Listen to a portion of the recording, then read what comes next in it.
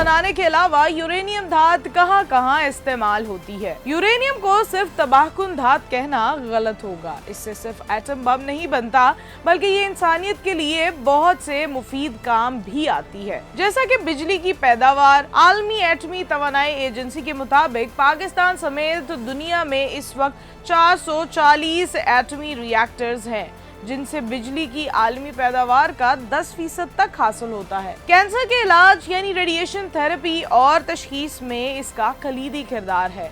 1 kilogram अफजूदा uranium 3000 ton कोयले के बराबर तवानाई पैदा करता है। आपको ये जानकर भी हैरत होगी कि अमेरिकी और रूसी अमेरिकी आबदू से ऐसे रिएक्टर्स से चलती हैं जो इन्हें 20 साल तक बगैर रुके सफर करने की सलाहियत देते हैं। इसे टैंकों की ढाल और बख्तरबंद गाड़ियों को तबाह करने वाले गोले बनाने के लिए भी इस्तेमाल किया जाता है। दूर दराज के खलाई मिशंस के लिए शमसी तवानाई के बजाय एटमी थर्मल जनरेटर्स पर इन्हिसार किया जाता है। मसालों और खुश्क मेवा जात की जिंदगी बढ़ाने के लिए इन्हें ताबकार शुआओं से गुजारा जाता है। और इसके अलावा सबसे अहम, जियोलॉजिस्ट या माहिरीन अर्जियात चट्टानों की उम्र का पता लगाने के लिए भी यूरेनियम का इस्तेमाल करते हैं।